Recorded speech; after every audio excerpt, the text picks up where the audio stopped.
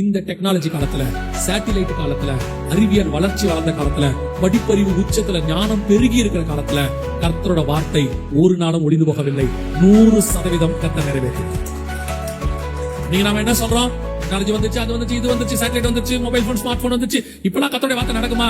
இன்னும் டெக்னாலஜி வளரட்டும், AI technology வரட்டும், உலகமே என்ன வேணா ஆகட்டும், கர்த்தருடைய வார்த்தை ஒரு நாளும் ஒளிந்து போகவே போகாது. அவர் சொல்லியும் செய்யாதிருப்பாரோ, வசனத்தில் நிறைவேற்றாதிருப்பாரோ. அவர் சொன்னா செய்வார், அவ்வளவுதான். அது என்ன காலமா இருந்தாலும் கர்த்தர் கவலைப்படவில்லை.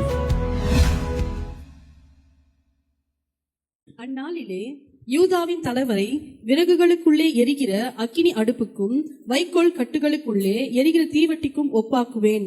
அவர்கள் வலதுபுறமும் இடதுபுறமாக புறப்பட்டு சுற்றிலும் இருக்கிற எல்லா ஜனங்களையும் பட்சிப்பார்கள். எருசலேம் திரும்பவும் ஸ்தானமாகிய எருசலேமிலே குடியேற்றப்பட்டு எருசலேம் திரும்பவும் தன் ஸ்தானமாகிய எருசலேமிலே குடியேற்றப்பட்டிருக்கும். இந்த தீர்க்க தரிசனம் தான் இப்பொழுது நடக்குது. இதோடைய ஆரம்பத்துல இருந்து இப்ப வரைக்கும் உள்ளதான ஒரு விஷயத்தை பார்க்க போறோம். அதான் 2வது யுத்தம். 1967 கவனிங்க, 1967 ஜூன் மாசம் 5ஆம் தேதி இந்த யுத்தம் நடந்தது. இது எதுக்கான யுத்தம்னா, இதை என்ன சொல்லுவாங்கன்னா, ஓய்வு நாள் யுத்தம், யாம் கியூபர் வாரும்பாங்க, 6 நாள் யுத்தம், 6 days வாரும்பாங்க. இது எருசலேமுக்கான யுத்தம். கிட்டத்தட்ட 3000 வருஷம் கழிச்சு நேபுகாத் நேச்சார் காலத்துல அவங்க கையை விட்டு போன எருசலேம் திரும்பி 1967 தான் வருது. கிட்டத்தட்ட 3000 வருஷம் கழிச்சு எருசலேம் இப்பதான் அபிஷியலா உள்ள நுழைறாங்க. இஸ்ரவேலர்கள் உள்ளே நுழைஞ்சு எருசலேமை தங்கள் வசப்படுத்துகிறாங்க. சகரியா 12:6 எருசலேம் திரும்பவும் அல்ல, இன்னொரு வார்த்தை இருக்கு, எருசலேம் குடியேற்றப்பட்டிருக்கும் இருக்கு இல்லையா, அந்த தீர்க்க தரிசனம் நிறைவேற தொடங்குச்சு. தன் ஸ்தானமாகிய எருசலேமிலே குடியேற்றப்பட்டிருக்கும். இப்ப எருசலேம் 1967 அவங்க கைக்கு வந்துச்சு. சகரியா 12:6 ஒரு பகுதி குடியேற்றப்பட்டிருக்கும் அப்படிங்கிற தீர்க்க தரிசனம் நிறைவேறிடுச்சு. குடியேறியாச்சு. இப்ப நைட்ல இருக்கு பாத்தீங்களா, நைட்ல ஏன் அதை போட்டுருக்கிறோம்னா, ஜனங்க அங்க குடியேறினா தான் என்ன இருக்கும், நைட்ல லைட்ஸ் இருக்கும், அதுதான் நைட் போட்டுருக்கிறோம். இது பகல், இது இரவு. சோ கர்த்தர் சொன்னபடி சகரியா 12:6 கிட்டத்தட்ட 3000 வருஷம் கழிச்சு நேபுகாத் நேச்சார் காலத்துக்கு பிறகு அங்கே குடியேறியாச்சு. ஆனால் அதுல இன்னொரு வார்த்தையை கர்த்தர் அங்க சொல்றாரு பாருங்களேன், எருசலேம் திரும்பவும் தன் ஸ்தானமாகிய எருசலேமிலே குடியேற்றப்பட்டிருக்கும். தன் ஸ்தானமாகிய எருசலேம். அப்ப எருசலேமுடைய ஸ்தானம் என்ன அப்படின்னு கேட்டீங்கன்னா, சமீபத்துல கூட இஸ்ரேலிய பிரதமர் சொன்னாரு, பெஞ்சமின் நெதன்யாகு சொன்னாரு, அவர் எட்டர்னல் கேபிட்டல் அப்படிங்கிற வேர்டை யூஸ் பண்ணுவார். என்ன வேர்டு? Eternal capital. அப்படின்னா என்னதுன்னா, நித்திய தலைநகரம். எருசலேமுடைய பேர் என்னது? நித்திய தலைநகரம். இப்போ 1967 நாடு இந்த பட்டணம் வந்துருச்சு, ஆனா தலைநகரம் மாறல. ஏன்னா மாத்த முடியாது. அதை மாத்தணும்னா ஐநா கிட்ட பர்மிஷன் வாங்கணும். அதை சுத்தி கிட்டத்தட்ட 22 அரபு நாடுகள் இருக்குது.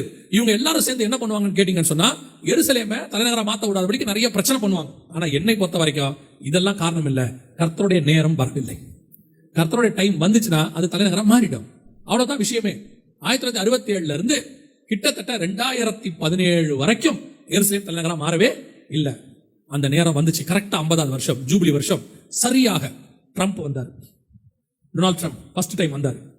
வரும்போது அவர் அரசியல்வாதி கிடையாது. அவர் யாருன்னு கேட்டீங்கன்னா, ஒரு பிசினஸ் மேன். அவங்க அப்பா தாத்தாலாம் பிசினஸ் மேன். அவர் பார்ன் வித் சில்வர் ஸ்பூன்லாம் சொல்லக்கூடாது, கோல்டு ஸ்பூன் சொல்லக்கூடாது, பிளாட்டினம் ஸ்பூன். பிறந்ததுல இருந்து அந்த மில்லியனர், பில்லியனர், ட்ரில்லியனர். அவருக்கு அமெரிக்க ஜனாதிபதியை விட்ட சேஃபான கார் இருக்கு அவர்கிட்ட. அவர் அவ்வளோ பெரியதான ஒரு ஆளு. அவர் திடீர்னு நான் ஜனாதிபதி எலெக்ஷனுக்கு நிக்க போறேன். ஆனா ட்ரம்ப் பணக்காரர் தான், ஆனா மக்கள்கிட்ட அவருக்கு நல்ல பேர் கிடையாது. ஏன்னு கேட்டீங்கன்னா, அவர் திடீர்னு ரோட்ல இறங்கி விளையாடிட்டு இருப்பாரு, WWF விளையாடுவாரு. அப்புறம் திடீர்னு போயிட்டு மெக்டொனால்ட்ஸ்ல பர்கர் சர்வ் பண்ணிட்டு இருப்பாரு. இந்த மாதிரி கோமாளித்தனமான வேலைகள் நிறைய செய்வார். ஜாலியா பண்றேன்னு சொல்லிட்டு திடீர்னு நடிகைகளோட போய் டான்ஸ் ஆடிட்டு இருப்பாரு, எல்லாம் செய்வார், சேட்டை பண்ணுவார் நரம்பா. இப்ப இவரை எதிர்த்து நிக்கிற ஆள் யாருன்னு கேட்டீங்கன்னா, ஹிலாரி கிளின்டன். ஹிலாரி யாருன்னு கேட்டீங்கன்னா, கிளின்டனுடைய மனைவி. ஏற்கனவே கிளின்டன் 8 வருஷம் ஜனாதிபதியா இருந்தார். இந்த அம்மாவுக்கு பயங்கர எக்ஸ்பீரியன்ஸ். 10வது ஒபாமாவுடைய பீரியட்ல இந்த அம்மா தான் வெளியுறவுத்துறை அமைச்சர், ஃபாரின் மினிஸ்டர். சோ அதனால இந்த அம்மாவுக்கு அரசியல் பயங்கர கை தேர்ந்தவங்க. இந்த அம்மா தான் எடுத்து நிக்கிறாங்க. இப்ப பார்த்தா அமெரிக்காவே சொல்லிடுச்சு, எதுக்கு இந்த ஆளுக்கு இந்த வேலை தேவையில்லாத வேலை, எல்லாரும் தான் ஜெயிக்க போறாங்க. பகிரங்கமா வெளியே செலிபிரிட்டிஸ், அதாவது பெரிய பெரிய ஆளுங்களை வீடியோல பேசுவாங்க, இந்த கோமாளிக்கு ஓட்டு போடாதீங்க, இவரு இந்த ஆளுக்கு ஒன்றும் தெரியாது, அரசியலே தெரியாத ஆளு அமெரிக்காவுக்கு வந்தா என்ன ஆகும் அப்படின்லாம் சொன்னாங்க. ஒண்ணு மட்டும் நீங்க நல்லா புரிஞ்சுக்கோங்க, நாம் பார்க்கிற பார்வை வேறு, கர்த்தர் பார்க்கிற பார்வை வேறு. கர்த்தர் ஒருத்தரை கொண்டாடுறாருன்னா அவருக்கு ஒரு காரணம் இருக்கும். இப்போ எல்லாரும் சொல்லிட்டாங்க ட்ரம்ப் தோக்க போறாருன்னு, பார்த்தா ட்ரம்ப் ஜெயிச்சிட்டார். ட்ரம்ப் ஜெயிச்சதை யாராலையுமே நம்பவே முடியல, ட்ரம்பாலையும் நம்ப முடியல. நம்ம ஜெயிச்சிட்டோமா? என்ன நடந்துச்சு? எப்படி ஜெயிச்சோம்? ஏன் ட்ரம்ப் ஜெயிச்சாரு அப்படின்னு கேட்டீங்கன்னா, இந்த அமெரிக்க ஜனாதிபதிகள் எல்லாரும் எலெக்ஷன்ல நிற்கும் போது நம்ம அரசியல்வாதிகள் மாதிரி வாக்குறுதி கொடுப்பாங்க. அதுல ஒரு வாக்குறுதி என்னன்னா, நான் ஜெயிச்சு வந்தா இஸ்ரேலுக்கு தலைநகரா எருசலேமை மாத்துவேன். ஏன்னு சொன்னா, அமெரிக்கால பெருவாரியான ஓட்டுகள் யூதர்களுக்கும் இருக்கு. அவங்க ஓட்டை வாங்கறதுக்காக என்ன செய்வாங்க, அந்த மாதிரி பேசுவாங்க. இப்போ ஜெயிச்சிட்டாரு. ஜெயிச்ச உடனே ட்ரம்ப்பை கேட்டாங்க, நீங்க ஜெயிச்சிட்டீங்க, அமெரிக்கால எப்படி கேட்டீங்கன்னா நவம்பர் மாசமே எலெக்ஷன் முடிஞ்சிடும், ஆனா பதவியேற்பு எப்போ வரும்னு கேட்டீங்கன்னா ஜனவரி மாசம் தான் வரும், கிட்டத்தட்ட 2 மாசம் கழிச்சு தான் வரும். அப்ப அவரை கேட்டாங்க, நீங்க ஜெயிச்சிட்டீங்க, இப்போ இஸ்ரேலுக்கு தலைநகரா எருசலேமை மாத்துவீங்களா அப்படின்னு கேட்ட உடனே அவர் ரொம்ப கூலா, மத்த ஜனாதிபதிகள் என்ன சொல்லுவாங்கன்னா, நாங்கள் ஆலோசித்து நல்ல முடிவை அறிவிப்போம் அப்படின்னு சொல்லுவாங்க. ட்ரம்ப் ரொம்ப கூலா, மாத்திரலாம், நான் வந்தா ஃபர்ஸ்ட் அதை பண்ணிடுவேன். இப்போ எல்லாருக்கும் கொஞ்சம் பயம் வந்துச்சு, என்னடா அந்த ஆளு கிறுக்குத்தனமா பண்ணிடுவான் போல எதையாவது அப்படின்ட்டு இவங்க எல்லாம் சேர்ந்து ஒரு வேலை பண்ணாங்க. அதுதான் சகரியா 12:3-4. 3-4 வாசிங்க. நான் எருசலேமை சகல ஜனங்களுக்கும் பாரமான கல்லாக்குவேன், அதை கிளப்புகிற யாவரும் சிதைக்கப்படுவார்கள், பூமியில் உள்ள ஜாதிகள் எல்லாம் அதற்கு விரோதமாய் கூடிக்கொள்வார்கள். இந்த தீர்க்க தரிசனம் அப்படியே நடந்துச்சு. இங்க பாருங்க, பூமியில் உள்ள ஜாதிகள் எல்லாம் அதுக்கு விரோதமாய் கூடிக்கொள்வார்கள். கிட்டத்தட்ட 22 அரபு நாடுகள் அகேன்ஸ்டா மாறிடுச்சு. அது மட்டும் இல்ல, யூரோப்பியன் யூனியன்ல 28 நாடு இருக்கு, அதுவும் அகேன்ஸ்டா மாறிடுச்சு. அந்த டே 1ல 50 நாடு அகேன்ஸ்ட், ட்ரம்ப்புக்கு அகேன்ஸ்டா மாறிடுச்சு. ட்ரம்ப் இந்த வேலையை நீங்க செய்யக்கூடாது, நாங்க என்ன செய்ய மாட்டோம், ஒத்துக்க மாட்டோம் அப்படின்னு சொல்லிட்டு அவங்க என்ன பண்ணாங்கன்னா, எருசலேமை 2ஆ பிரிங்கன்னு சொன்னாங்க. யாரு? இந்த நாடுகள்லாம் சொன்னாங்க. அதுக்கு பேர் 2 ஸ்டேட் சொல்யூஷன். இப்ப நான் உங்களுக்கு சொல்றதெல்லாம் கதை மாதிரி இருக்கும். அடுத்து உலக யுத்தத்துக்கு நான் சொல்ற இந்த ஒரு லைன் தான் மிக முக்கியமான காரணமாக இருக்கும். 2 ஸ்டேட் சொல்யூஷன் அப்படின்னா என்னன்னு கேட்டீங்கன்னா, எருசலேமை 2ஆ பிரி. பழைய எருசலேம், புதிய எருசலேம் இருக்கு. அது எதுன்னு உங்களுக்கு பின்னாடி காட்டுறேன். அந்த பழைய எருசலேமை பாலஸ்தீனத்தை கொடுத்துரு, புதிய எருசலேமை யார்ட்ட கொடுத்துருங்க, யூதர்கிட்ட கொடுத்துருங்க, பிரச்சனை சால்வ்டு அப்படின்னு சொல்லி உலக நாடுகள்லாம் சொல்லுது. ட்ரம்ப் சொல்றாரு, இஸ்ரேல் சொல்லுது, அதெல்லாம் ஒரு புடி கூட கொடுக்க முடியாது, மொத்தம் எங்களுக்கு தான் சொல்லுது. கேட்கும் போது இது கரெக்டா இருக்கும். கேட்கும் போது எப்படி இருக்கும்னா, அவங்க சொல்றது நியாயம் தானங்க, உலக நாடுகள் பாதியா பிரிச்சுட்டா ஒரு பிரச்சனை என்ன செய்யாது, வராதுல்ல, உலக யுத்தத்தை தடுத்துடலாம்ல, இப்படி இஸ்ரேலும் ட்ரம்ப்பும் அடம் முடிக்கிறாங்களே அப்படின்னு சொல்லுவாங்க. ஆனா இதுக்கு பின்னாடி வேற ஒரு விஷயம் இருக்கு, கவனிங்க. இப்போ இந்த உலக நாடுகள்லாம் ஒன்னா சேர்ந்து ஐநா சபையில போய் ஒரு கேஸ் கொடுத்து ட்ரம்ப்புக்கு எதிராக ஒரு தீர்மானத்தை கொண்டு வந்தாங்க, எருசலேமை தலைநகரா மாத்த கூடாதுன்னு சொல்லி. இப்போ இந்த தீர்மானம் வந்த உடனே உலக நாடுகள்லாம் சேர்ந்து ஓட்டு போட்டாங்க. அந்த தீர்மானத்துக்கு ஆதரவாக, அதாவது ட்ரம்ப்புக்கு எதிராக ஓட்டு போட்டாங்க. எத்தனை பேர் அந்த தீர்மானத்துக்கு ஆதரவுன்னு பாத்தீங்கன்னா, கிட்டத்தட்ட 128 பேர் ஆதரவு, ட்ரம்ப் இதை செய்யக்கூடாது அப்படின்னு சொல்லி. ட்ரம்ப்புக்கு ஆதரவு பாத்தீங்கன்னா 8 பேர் தான் ஆதரவு. நீ காட்டுவாங்க பாருங்க, அந்த ஓட்டு எடுப்ப காட்டுவாங்க, அவ்வளவுதான் ஆதரவு. சோ இது இல்லாம நாங்க இந்த பிரச்சனைக்கு நாங்க வரலீங்க, நாங்க வீட்லயே இருந்துக்கிறோம், 36 பேர் இருந்துட்டாங்க ஆப்சென்ட் ஆகலாம், as I was suffering from fever அப்படின்னு சொல்லிட்டு அவங்க எல்லாரும் என்ன செஞ்சிட்டாங்க, இங்க இருக்கு பாருங்க, இதுதான் உண்மை. 9 பேர், அது 128. இதெல்லாம் ட்ரம்ப்புக்கு எதிராக ஓட்டு போட்டவங்க 128 பேர். இப்ப என்ன ஆயிடுச்சு, எருசலேமை தலைநகரம் என்ன செய்யக்கூடாது, மாத்தக்கூடாது, 2ஆ பிரிங்க, ஒன்னு யார்ட்ட கொடுங்க, பாலஸ்தீனத்தை கொடுங்க, ஒன்னு இஸ்ரேல்ட்ட கொடுங்கன்ட்டு தீர்மானம் போட்டாச்சு ஐநா சபையில. தீர்மானம் முடிஞ்சிருச்சு. இப்பதான் கர்த்தருடைய வார்த்தை. இதுக்கு மேல நடக்குமா?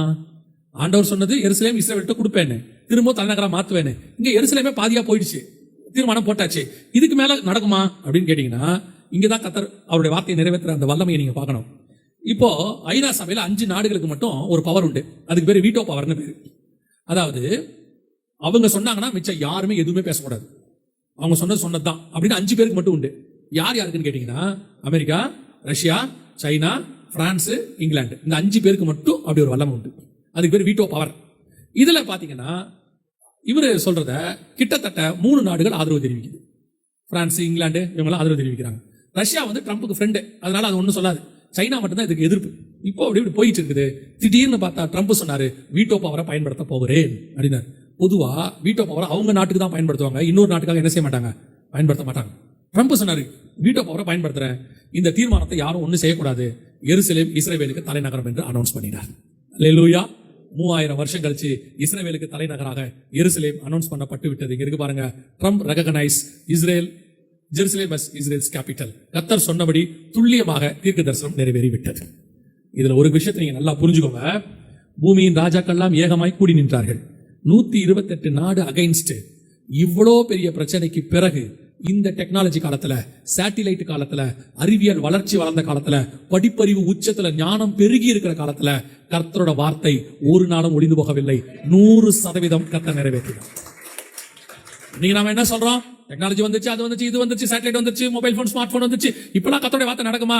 இன்னும் டெக்னாலஜி வளரட்டும், ஏஐ டெக்னாலஜி வரட்டும், உலகமே என்ன வேணா ஆகட்டும், கர்த்தருடைய வார்த்தை ஒரு நாளும் ஒளிந்து போகவே போகாது. அவர் சொல்லியும் செய்யாதிருப்பாரோ, வசனத்தும் நிறைவேற்றாதிருப்பாரோ. அவர் சொன்னா செய்வார், அவ்வளவுதான். அது என்ன காலமா இருந்தாலும் கர்த்தர் கவலைப்பட போறது இல்ல. மனம் திரும்ப உடனே மாறிது, நல்லது. கர்த்தர் சொல்றாரு, ஐயோ இத்தனை வருஷம் ஆகி போச்சே, இல்ல இதுக்கு அதுக்கு ஈக்குவலா நீ பலன் கொடுக்க வேண்டியிருக்கும். அல்லேலூயா. யோசித்து பாருங்க, எருசலேம் தேவாலயத்தை ஒரு கல்லின் மேல் ஒரு கல்லில் பிடிக்க என்ன செஞ்சுட்டாராம், இடிச்சிட்டாரு. இப்ப ஆண்டவர் சொல்றது 3வது தேவாலயம் கண்டிப்பாய் வரும். தானியேல் புஸ்தகம் 9ஆம் அதிகாரம் 27ஆம் வசனத்திலும் வாசிக்க வேண்டாம், நீங்க வேணா நோட் பண்ணிக்கோங்க.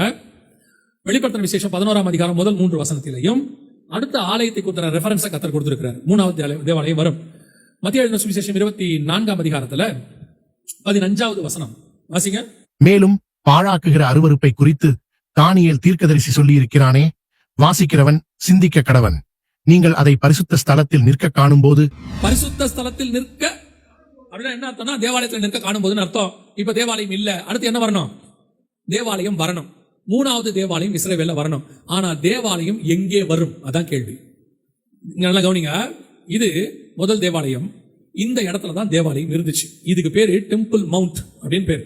இந்த மலைக்கு மேலதான் ஆலயம் கட்டப்பட்டிருந்தது. டக்கு டக்குன்னு 2 வசனத்தை எடுங்க, டக்குன்னு எடுத்து வாசிங்க. ஆகும் 2 நாளாகமத்தின் புஸ்தகம் 3ஆம் அதிகாரம் 1வது வசனத்தை வாசிங்க.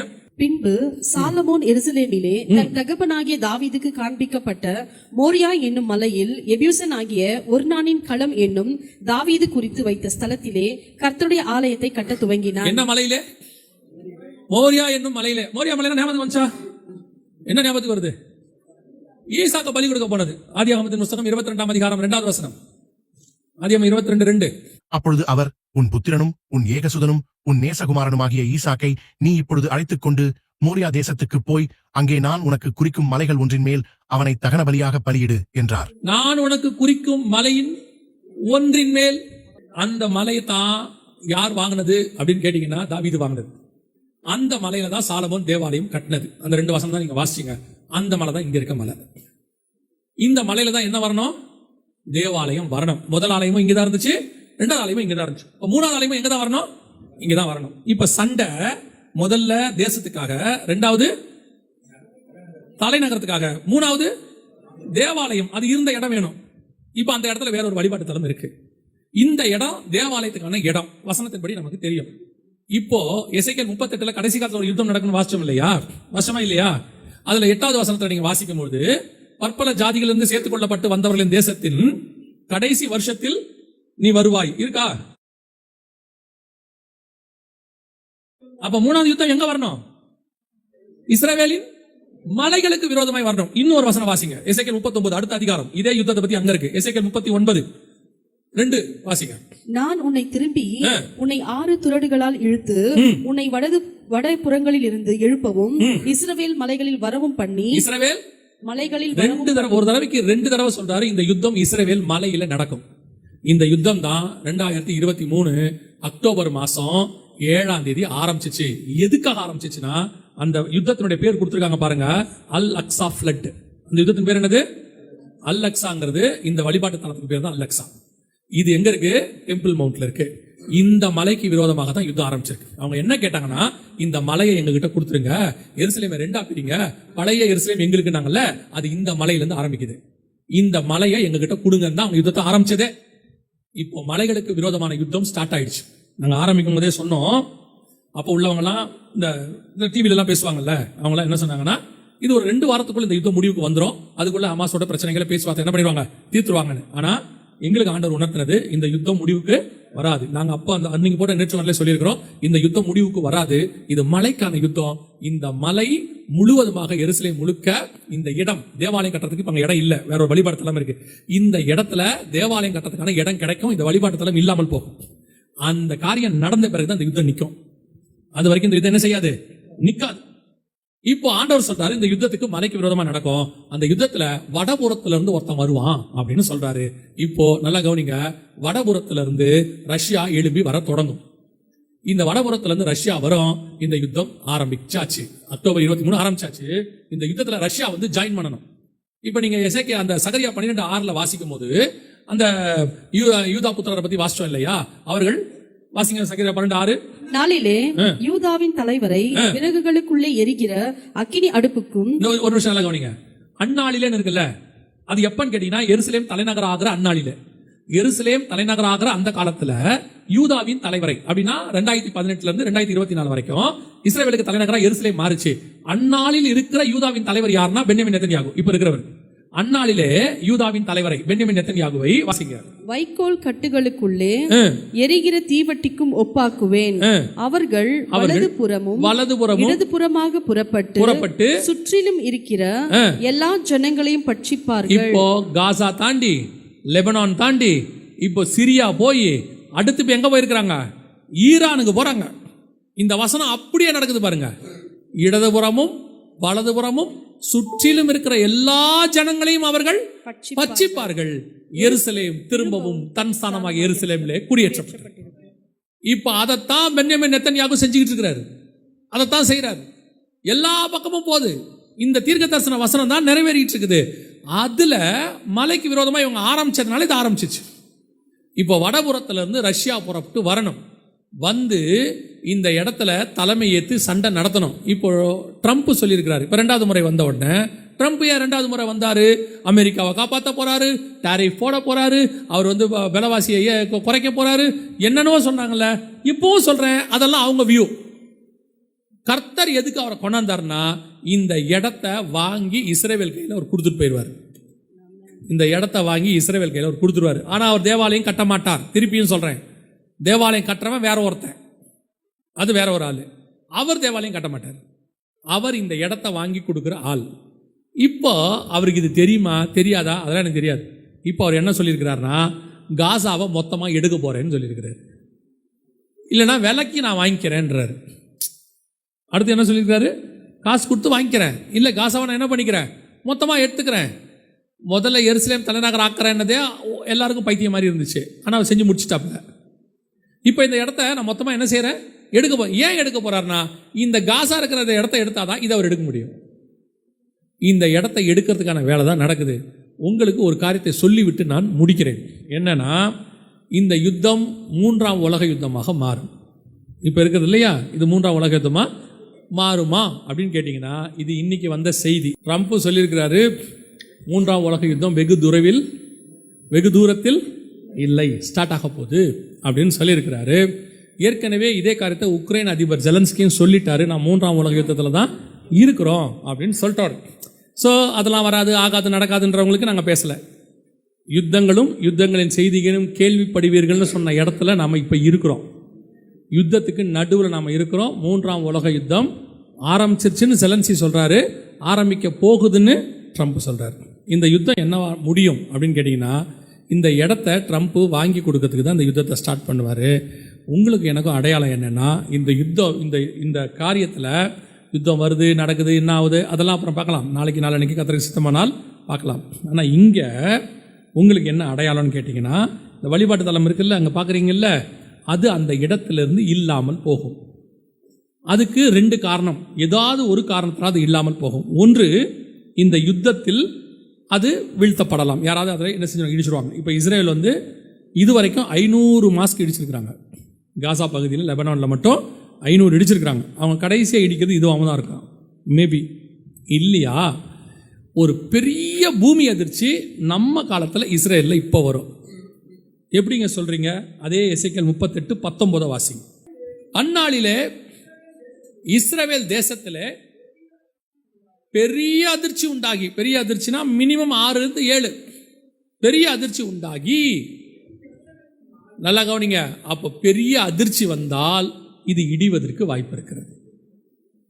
ஒன்று யுத்தம், இல்லை பூமி அதிர்ச்சி. இயேசு சொன்ன அடையாளங்கள்ல 2 இருக்கு. ஒன்று யுத்தம், இன்னொன்று பூமி அதிர்ச்சி.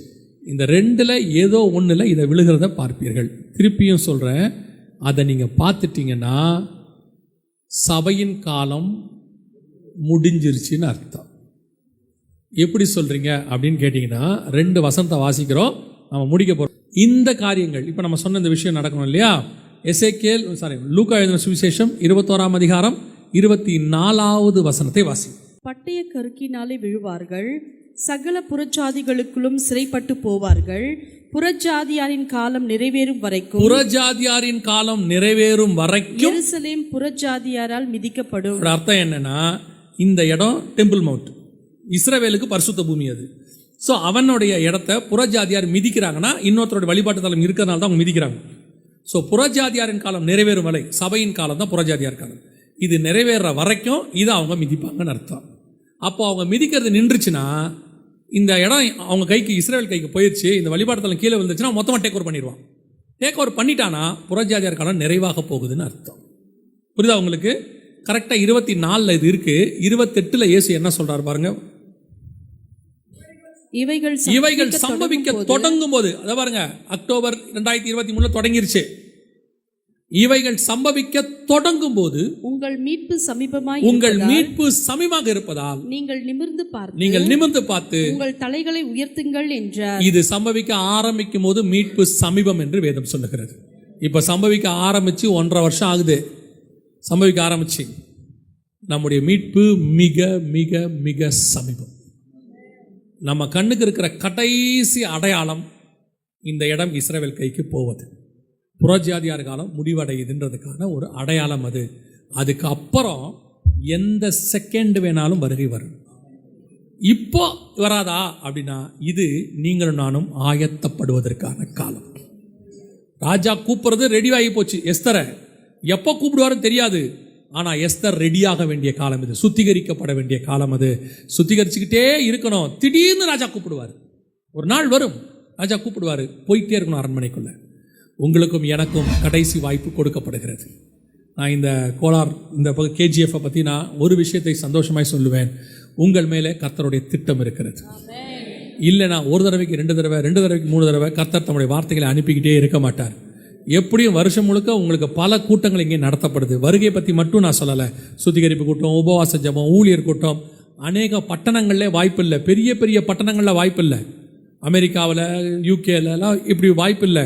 ஆனால் இங்கே வர்றதுக்கு ஆக்சஸ் கம்மியாக குறைவாக இருக்கிறதான இந்த இடத்துல, ஒரு ஃப்ளைட் கிடையாது தானே, இங்கே அக்சஸ் குறைவாக இருக்கிற இடத்துல இவ்வளோ கூட்டங்களை கர்த்தர் நடத்துகிறார் என்றார் கர்த்தருடைய ஜனங்கள் இங்கே இருக்கிறார்கள் என்று அர்த்தம்.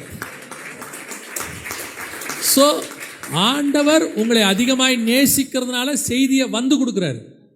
அதே நேரத்தில் ஒன்று தெரிஞ்சுக்கணும், எவனிடத்தில் அதிகமாய் கொடுக்கப்படுகிறதோ அவனிடத்தில் அதிகமாயும் கேட்கப்படும். வெறும் கேட்டுட்டு சந்தோஷப்பட்டு போகிறதுக்கு இல்லை, கேட்டுட்டு அப்படியே அப்படியான ஆச்சரியப்படுறதுக்கு இல்லை, கேட்டுட்டு ஆயத்தப்பட்ட போகணும், ஆயத்தப்பட்டுக்கிட்டே இருக்கணும். இனி காலம் செல்லாது, நினையாத நாளிலே மனுஷகுமாரன் வரப்போகிறார். அல்லேலூயா.